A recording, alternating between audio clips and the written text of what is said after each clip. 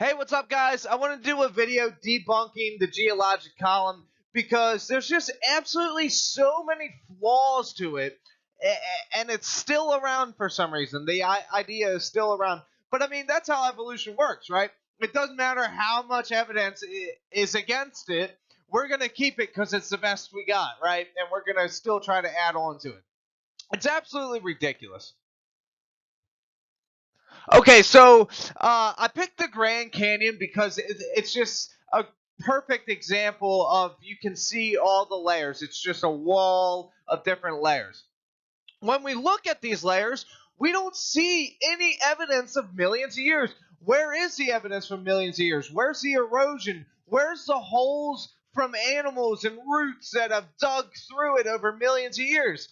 They're not there. It's just clean cut layers. And that is not how it should look if it took millions of years to deposit.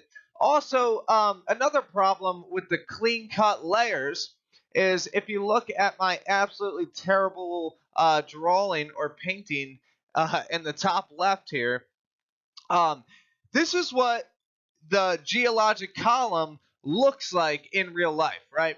We have these clean cut, distinct layers, right? Well, if these layers were laid down over millions of years, it should look more like this. The bottom right hand corner here. There should be a slow fade, a slow transition from one layer to the next. Because if it's being deposited slowly over a long period of time, it's not going to be one layer and then the next. It's going to be a slow transitional fade to the next, right? So this is what we should see in the geologic column if it were that old.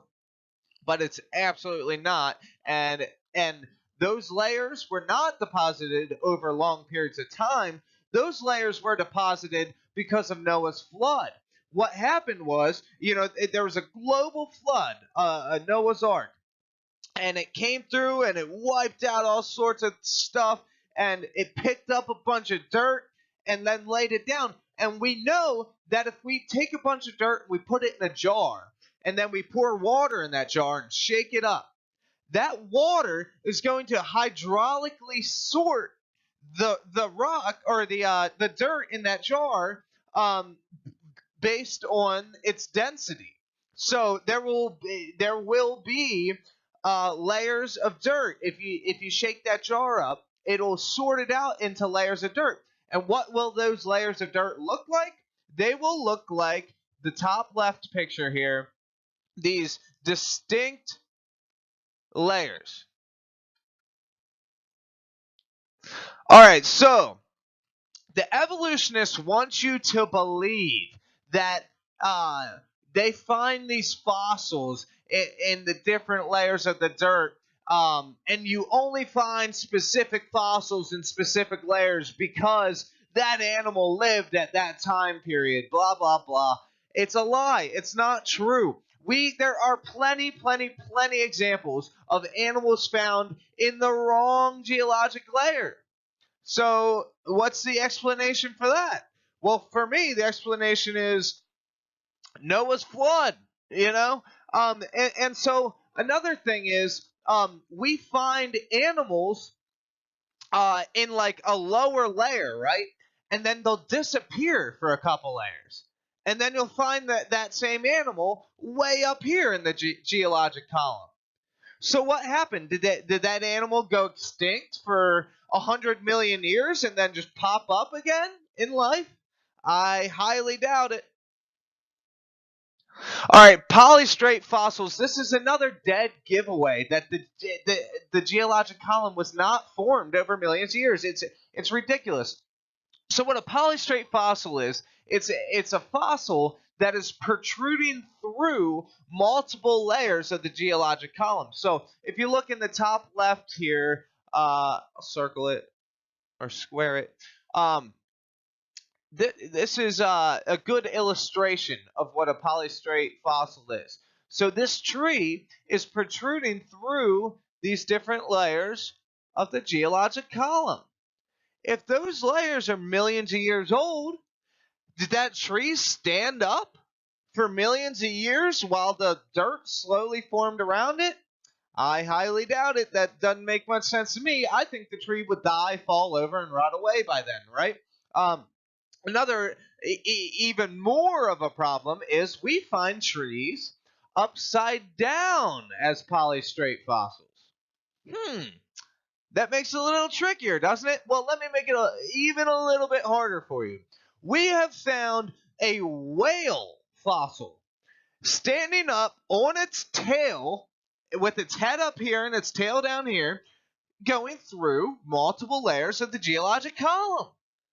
Do you really expect me to believe that that whale stood on its tail for millions of years while the dirt slowly formed around it? I don't buy it. I simply don't buy it. I think that this is complete hands down evidence of a massive, maybe even global flood, like the one depicted in the story of Noah's Ark. The floodwaters came through, swept away a bunch of stuff, took that whale and some of these trees and flipped them upside down, and then covered them in layers of dirt. Makes sense, right? It makes a lot more sense than the evolution standpoint. And then this bottom picture I threw in because it talks about polystrate fossils, and then it also talks about, completely off topic, but I'm ADD, so Sir Ernest Haeckel, he really did make up these fake drawings of embryos to try to make it look like human embryos and a dog embryo look exactly the same. But he was proven a fraud. It was proven that he was a fraud. He was thrown out of his own university, and those pictures are still used in textbooks to teach evolution, that humans and dogs look exactly the same as an embryo. Or I don't know if it is still today used, but it was used when I was in high school, and that was not that long ago. I don't know, 5 years ago, maybe a little bit more than that. But it's absolutely ridiculous. It's only been proven wrong for 125 years. I mean, come on, take it out. But that's a lie. Lie. So that right there, one of the many, many, many, many lies, straight up lies, not misconceptions, but lies that the evolution theory teaches in textbooks to your children at your taxpayer dollar expense. So if that doesn't fire you up, I don't know what will. All right. Fossils should be rare, right? Because fossils, not everything that dies turns into a fossil. It has to be mineralized. And really, the main way that this happens is by rapid burial. So it would be that an animal got covered in a bunch of mud, a mudslide, or a flood, and it fossilized. It can happen a couple other ways, but it's really mainly from rapid burial that we get fossils. Um, so when we think about it, how do we have massive animals fossilized? I mean, to the right here is a mammoth, a woolly mammoth that's fossilized. How does something that big fossilize? And to the left, even bigger, a dinosaur fossil. We have dinosaur fossils that are 80 feet long. How did that get buried rapidly? Noah's flood. You see how all of these are double whammies? They disprove the geologic column and prove Noah's flood.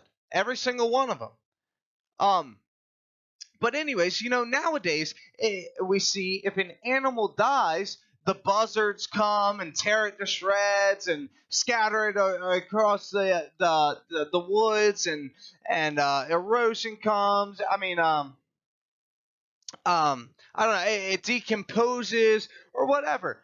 these things were completely covered like that, and, and an 80-foot long dinosaur fossil to be covered by mud, that takes a serious mudslide or a serious flood. And we've got all sorts of dinosaur fossils and all sorts of huge creature fossils. This proves Noah's flood. We're going to take a look at some other kind of strange fossils. So right here we have a fish eating another fish as a fossil. How did that fossilize if it weren't for a complete catastrophe like Noah's flood? And then on the right here, this picture actually got cut off. Oops, sorry guys. But this is or was a picture of a fish giving birth fossilized. How does that happen? It only happens by a complete catastrophe. Some more strange fossils that are only explained by Noah's flood. We find closed clams petrified on top of mountains. So clams, when they die, they open.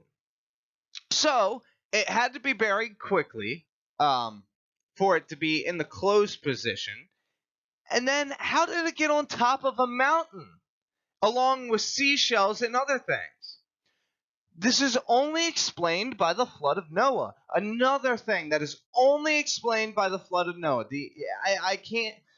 If you can think of something else, go ahead and leave a comment down below. But the Bible tells us that the mountains came up after the flood or rose after the flood. So it would make perfect sense that an animal gets buried and then a mountain arises and that clam is now at the top of the mountain. All right, and this one, this is just complete, absolute ridiculousness. You can only find something like this in the evolution worldview. They use uh, the layer of the geologic column that they find a fossil in. They use that layer to date the fossil. So they'll use radiometric dating, but they'll test it, 5, 10 times, and they'll get a wide variety of dates. And then they pick the date that matches up with the geologic layer that they found it in. I'm sorry, that is not how science works. And not only that, but they turn around and do circular reasoning, and they take a rock and date it and get all these different dates and pick the date that closest matches the index fossils in that layer. So they use the fossils to date the rocks, and then they turn around and use the rocks to date the fossils. This is circular reasoning. This isn't science. This is complete ridiculousness. And here's a couple sources, just a handful. I'm sure you can find plenty more that will tell you that yes, that is what they do. And then at the bottom here, I threw this in as well. Helium escapes rocks very quickly because it's so elusive. So it escapes the rocks very quickly. And if the Earth was millions and millions of years old, we there shouldn't be any helium at all in the rocks. In fact, if the Earth was 100,000 years old, I believe that was the number. I'm pretty sure 100,000 years old, there should not be any helium. But we find helium in rocks.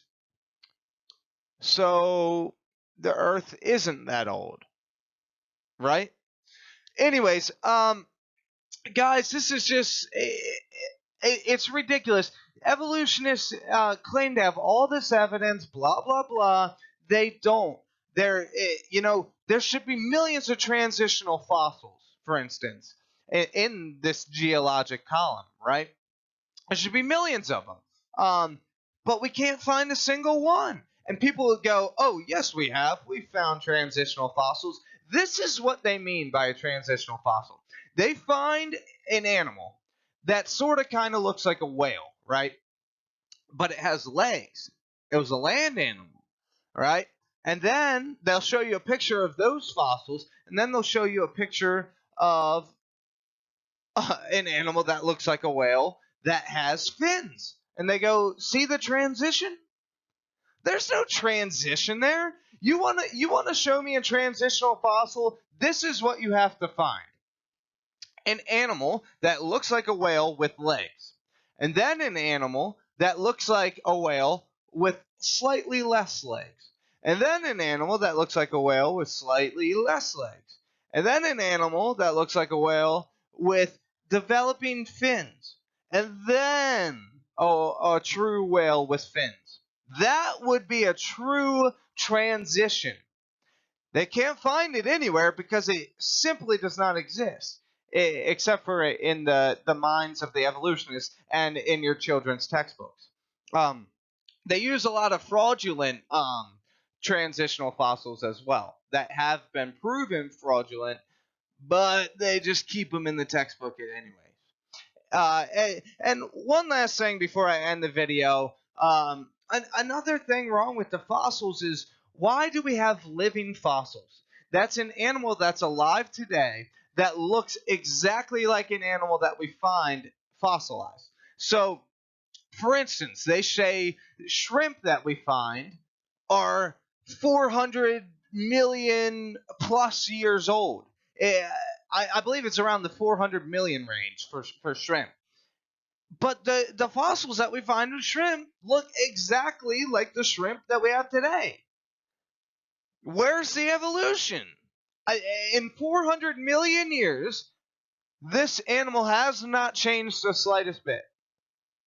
Where's the evolution that you're so desperate to show me? I don't buy it, guys. I'm not buying it. There's no evidence that I've been shown that that's even compelling. So, and there's absolutely plenty of evidence to show us a creation worldview. There's no reason you should feel dumb or anything else from these evolutionists that come in and use these big fancy words to try to make themselves sound smart and to make you feel dumb. If you're a Christian, science is on your side, history is on your side, geography is on your side. The Bible's geography matches up perfect with what we know today about it. And even philosophy is on your side. There's other religions don't make any sense when you study them out. So if you're a Christian, you should be confident in that. We have science, history, geography, and philosophy on our side. I promise you. So, anyways, thanks for watching, guys. I hope you learned something. Sorry I wound up rambling at the end there for a couple minutes. I hope you learned something from this, guys. God bless.